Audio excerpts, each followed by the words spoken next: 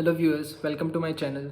So I hope you are safe, you are healthy and you are in quarantine mode only because number of cases in India are increasing. But by the way, today I'll talk about Hong Kong's protest. Hong Kong में जो protest चल रहा है, जो China के सामने Hong Kong protest कर रहा है, तो वो क्यों कर रहा है?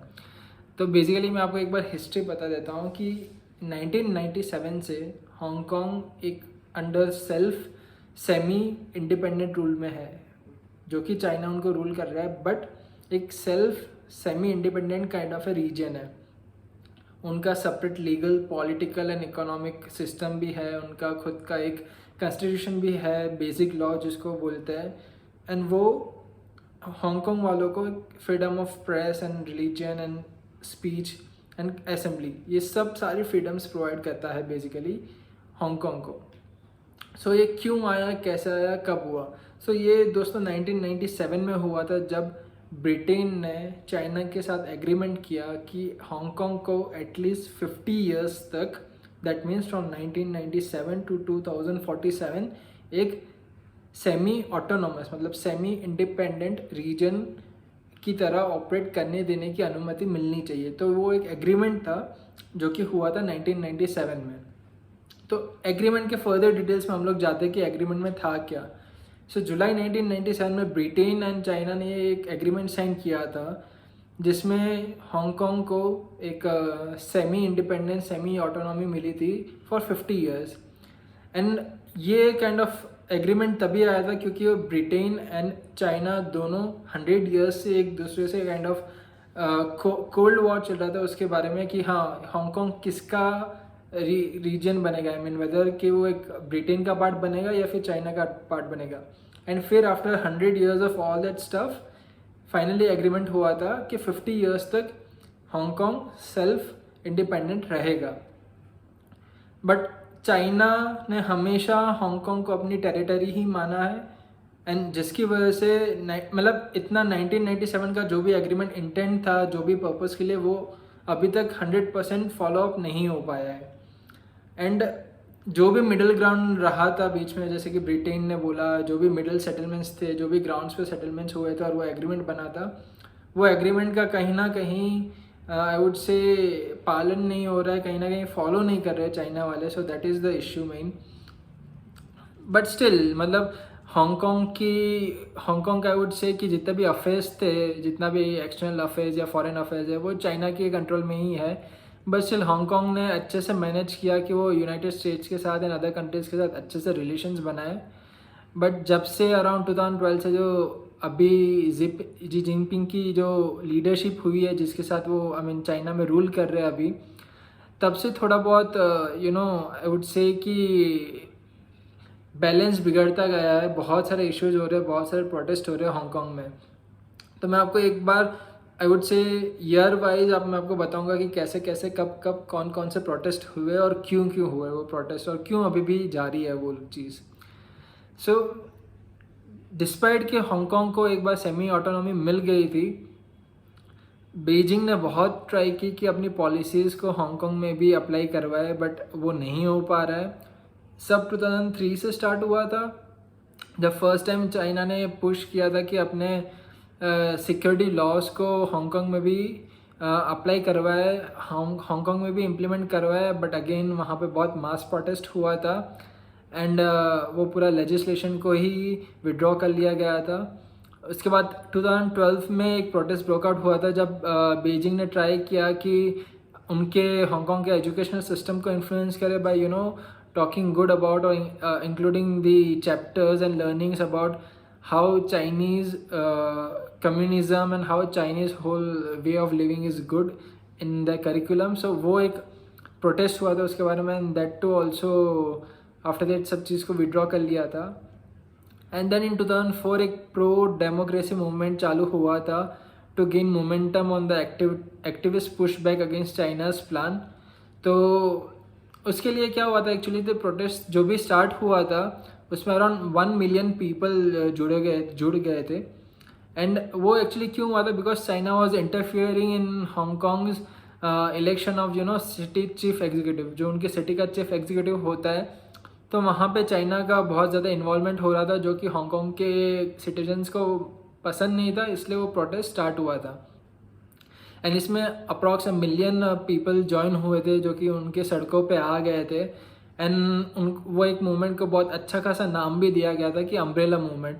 बट एट द एंड वो 79 डेज तक प्रोटेस्ट चला था, but still at the end कुछ भी फ़ायदा नहीं हुआ। चाइना को जो करना था वो चाइना ने कर लिया, तो सारा ही प्रोटेस्ट एक यंग जनरेशन के अगेंस्ट हो गया और कुछ नहीं कर पाया, मतलब यंग जनरेशन कुछ नहीं कर पाई, मतलब at the solution at the end कुछ नहीं मिला। फिर हम लोग ने देखा कि लास्ट ईयर में भी अराउंड जुलाई अगस्त से प्रोटेस्ट चालू थे, बहुत ही डेज तक प्रोटेस्ट चले। इवन मेट्रोज़ में भी हम लोग ने वीडियोस देखा था कि मेट्रोज़ भी बहुत सारे अफेक्ट हो गए थे, वहाँ का पूरा सिस्टम भी अफेक्ट हो गया था, बहुत ही वायलेंस भी था। तो ये क्यों हुआ? एक लास्ट ईयर ये पूरा जो प्रोटेस्ट एक बार जब स्टार्ट हुआ, क्योंकि वो चाइना ने, हांगकांग ने एक बिल पास किया था, अलाउ करने को पास किया था कि अगर एंटी चाइनीज़ कोई भी एक्टिविटी हो जो कि कोई हांगकांग में कर रहा है, तो चाइना उसे एक्सट्रेडिट कर पाएगा। तो वो एक्सट्रेडिशन लॉ के अगेंस्ट हांगकांग के पीपल ने, हांगकांग के सिटीजन्स ने मूवमेंट स्टार्ट किया था, जो कि अराउंड सितंबर तक चला। सारे डेमोन्स्ट्रेशन वो सितंबर तक चले and finally then that bill was withdrawn. But that was kind of a thing जो हुआ था। बट अभी भी ऐसा क्या हो रहा है कि गवर्नमेंट बहुत क्लेम करने का ट्राई कर रहा है that that bill was not actually looking forward what the Hong Kong citizens were thinking of, but still at the end उनको citizens की ही माननी पड़ी। इवन दो सिक्योरिटी फोर्स बहुत ही ज़्यादा यूज़ किया था, बहुत ही ज़्यादा टीयर गैस, बहुत ही ज़्यादा फायर आर्म्स यूज़ किए थे आई मीन सिक्योरिटी फोर्सेस ने सिटीजन्स के सामने। तो that was something bad, but whatever it happened, people were reluctant to give up on that part. So that is the thing. But अभी जैसे कि Hong Kong अभी धीरे धीरे एक पैंडेमिक से रिकवर हो रहा है, तो हम लोग देख रहे हैं कि बीजिंग क्या कर रहा है कि न्यू वेज अपने ढूंढ रहा है कि अपनी ग्रिप हांगकांग में ज़्यादा बढ़ा पाए, क्योंकि उनको कैसे भी करके हांगकांग के ऊपर रूल करना है, उनको हांगकांग का अपने टेरिटरी में लेना है, अपने एक सिंगल गवर्नेंस के अंदर लेना है। बिकॉज पहले क्या था, there was one country one governance, but there are two different system. जैसे कि हमारा यहाँ पे पहले था, जैसे कि इंडिया पूरा एक है, कश्मीर पूरा अलग है, उनके लॉज पूरे अलग बनते थे। यहाँ पे हांगकांग के साथ ऐसा था जहाँ पे it comes kind of under Chinese government only, but उनके सेपरेट लॉज थे, सेपरेट गवर्नमेंट थी, सेपरेट कॉन्स्टिट्यूशन था, सो सेपरेट था सब कुछ। बट सिंस अभी थोड़े दिनों से हम लोग देख रहे हैं कि बहुत ही ज़्यादा मेजर एस्केलेशन हुआ था, जहाँ पे लॉ मेकर्स ने क्या किया था कि जितना भी लेजिस्लेटिव एजेंडा होता है, मतलब हांगकांग का जितने भी कमिटीज़ होती है, उस पर एक कंट्रोल लेने की ट्राई की थी, कंट्रोल्स को मतलब उनको इन्फ्लुएंस करने की ट्राई किया था, जिसकी वजह से वापस एक हांगकांग में प्रोटेस्ट स्टार्ट हुआ था अभी। एंड देन अभी हम लोग ने लास्ट 2 दिन पहले ही सुना होगा कि जब डोनाल्ड ट्रंप ने अनाउंस किया कि वो कुछ भी हांगकांग को, मतलब हांगकांग के साथ जितने भी डील्स थी, हांगकांग के साथ जितने भी एग्रीमेंट्स थे, जितने भी ट्रीटीज़ थी, वो सब कैंसिल कर रहे हैं। अब हांगकांग को एंड चाइना को सेपरेटली कंसिडर नहीं करेंगे। हांगकांग के साथ जितने भी फेवरेबल एग्रीमेंट्स थे, जितने भी फेवरेबल ट्रीटीज़ थी, वो सारी ही उन्होंने कैंसिल कर दी। तो दोस्तों हम लोग यहाँ पे देख सकते हैं कि how China is getting involve in each and every one's territory. जैसे कि इंडिया की टेरिटरी में भी लाइन ऑफ एक्चुअल कंट्रोल्स पे बहुत दिनों से फाइट्स चल रही है। सेम वे वियतनाम के बॉर्डर पे भी हो रहा है, एंड सेम वे हांगकांग के साथ हो रहा है। Same way US and China का भी साउथ चाइना सी में बहुत ही ज़्यादा I would say kind of one on one situation kind of a चीज़ चल रहा है। सो ये क्यों हो रहा है दोस्त? आई मीन ऐसा तो नहीं है कि चाइना को इतना सारा अचानक कि सब सब जगह से उनको अपना लैंड कवर करना है, या फिर व्हाट्सएवर केस उनको जो भी करना है। It is only because internal China में, बिकॉज ये पूरा पैंडेमिक स्प्रेड हुआ, चाइना के सिटीजन्स में गवर्नमेंट के लिए बहुत ही ज़्यादा आक्रोश है, बहुत ही ज़्यादा रोष है, एंड उनका माइंड एक्चुअली डाइवर्ट करने के लिए ये सब चीज़ें करी जा रही है। ऐसा गवर्नमेंट ने पास्ट में भी किया था, जो हमारी इंडिया चाइना वॉर हुई थी पहले, तो उसके लिए भी the reason was that only के गवर्नमेंट के सामने इन चाइना बहुत सिटीजन्स रोष में थे, गवर्नमेंट के सामने बहुत सारी चीज़ें चल रही थी, न्यूज़पेपर्स में भी बहुत सारी चीज़ें आ रही थी, एंड उनका ध्यान भटकाने के लिए चाइना ने इंडिया के साथ वॉर किया। सेम चीज़ यहाँ पे हो रही है अगेन कि चाइना इंडिया के साथ बहुत इश्यूज़ क्रिएट कर रहा है चाइना, हांगकांग के साथ बहुत इश्यूज़ क्रिएट कर रहा है चाइना, वियतनाम के साथ बहुत इश्यूज़ क्रिएट कर रहा है चाइना, अमेरिका के साथ बहुत इश्यूज़ क्रिएट कर रहा है। सो इट्स लाइक बहुत सारी चीज़ें एक साथ वो कर रहा है। एंड देन ऑफ कोर्स जो एशिया में बाकी नेबरिंग कंट्रीज़ के साथ लैंड इश्यूज़ चल रहे हैं वो तो अलग ही है। सो ये सब इसलिए कर रहा है बिकॉज वो अपने सिटीजन्स का ध्यान भटकाना चाहता है। But at the same time हम लोग को ये भी ध्यान रखना चाहिए कि जो भी हम लोग कर रहे हैं, फॉर एग्जांपल चाइना अभी हमको हमारे साथ इश्यूज़ क्रिएट कर रहा है या फॉर द वर्ल्ड कम्युनिटी वो बहुत बड़ा डेंजरस कंट्री बन चुका है because they are actually they want to cover the autonomy of the countries जहाँ पे वो फंक्शन कर रहे हैं। So that was one part जहाँ पे मैं आपको ये बताना चाहता था।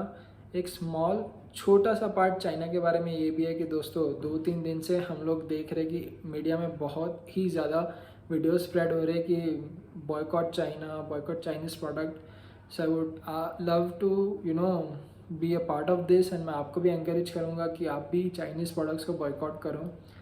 जितने भी हार्डवेयर गुड्स है obviously it takes time, but जितनी भी चीज़ें सॉफ्टवेयर में है जैसे कि आपके फ़ोन में एंड ऑल वो आप डिलीट कर सकते हो। बिकॉज अभी हम लोग क्या कर रहे हैं दोस्तों, हम लोग कुछ नहीं कर रहे। मतलब चाइना हमारे इंडियन आर्मीज़ को वहाँ पे प्रॉब्लम क्रिएट कर रहा है और हम लोग चाइनीज़ प्रोडक्ट्स यूज़ कर करके हम लोग चाइना को इनकम दे रहे हैं सो दैट वो अगेन अपने बॉर्डर पे इश्यूज़ क्रिएट कर पाए। सो हम लोग इनडायरेक्टली चाइनीज़ आर्मी की हेल्प कर रहे हैं कि उनके इश्यूज़ जो भी इनका डिसीजंस था या जो भी उनके मोटिव्स है वो अपने मोटिव्स में खड़े उतर पाए। सो हमें वो नहीं चाहिए। हमें इंडिया की हेल्प करनी चाहिए, हमें इंडियन आर्मी की हेल्प करनी चाहिए और वो तभी होगा जब हम लोग अपनी चाइनीज़ प्रोडक्ट्स की यूज़ को, दैट मीन्स चाइनीज़ इनकम को, हम लोग जो चाइना को जो इनकम जा रही है उसको बंद कर पाए।